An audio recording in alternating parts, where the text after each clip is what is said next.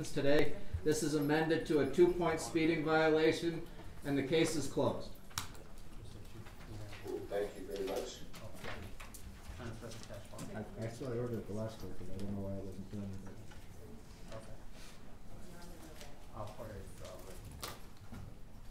Okay. Recall. All right, I'm asked to recall a case from the in-custody calendar.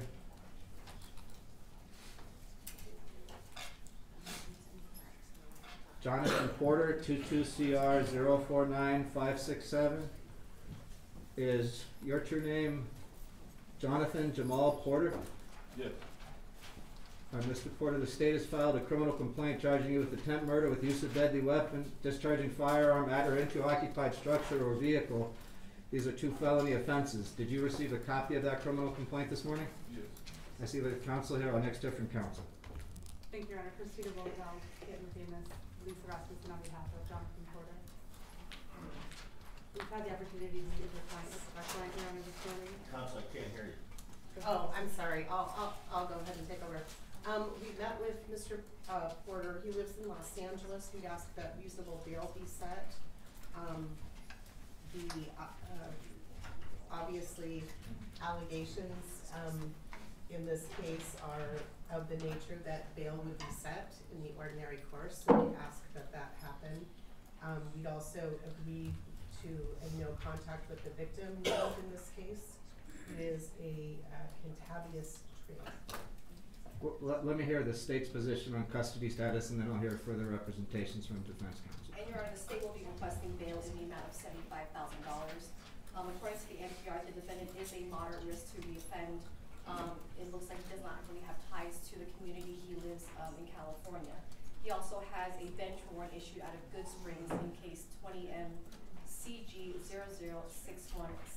He also does have a prior misdemeanor conviction. The instant offense, instant charges here are violent in nature.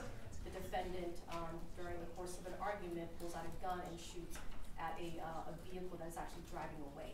So based upon the nature of the charges in this case, the defendant's lack of ties to this community and his bench warrant that was issued out of Good Springs, I'm going to be requesting bail in the amount of $75,000. All right, thank you. I do see that he's also in custody on a 2020 Good Springs no registration bench warrant pending bench warrant return. I'll next different counsel.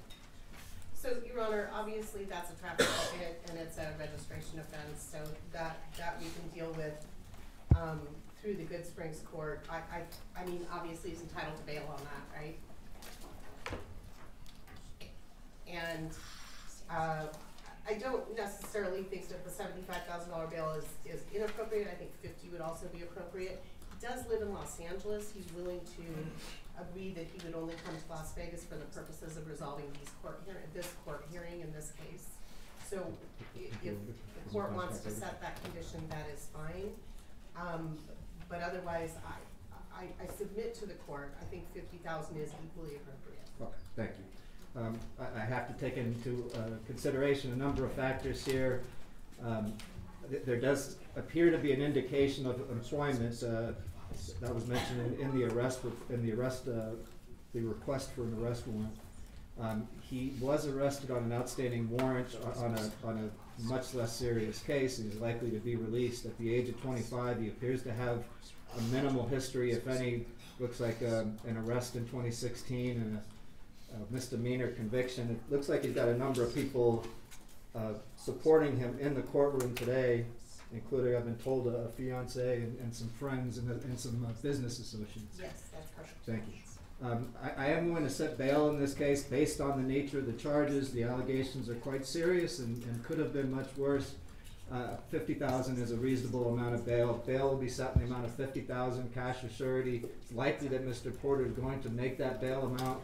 Upon his release, he is ordered to comply with standard conditions of release. He's ordered to stay away from and have no contact with Cantabia's trailer, the alleged victim of this case. Obviously, that shouldn't be a problem. Mr. Porter, you're advised, and you will be advised in writing, that if you violate that order through any means, including third parties or any other means, that would likely revoke your release, or there could be other penalties. You must stay out of trouble. That's a condition of anyone's release. Of course, stay in contact with your attorneys, and of course, make the necessary court appearances that they advise you to make.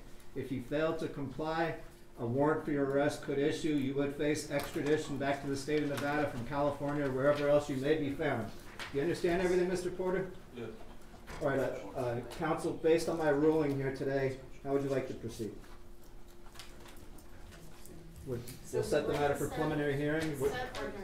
In ordinary course, yes, Your Honor. Okay, thank you. We'll set the matter for preliminary hearing in the ordinary course. January 24th, 9:30. And can we confirm, Your Honor, the Good Springs, the traffic matter will not hold him in custody, correct? I don't know. I don't think it should. I think they have remote appearances for those type of cases at the detention center, but likely is going to be released on a misdemeanor traffic offense. Thank you, Your Honor. Thank you. Thank you, Your Honor.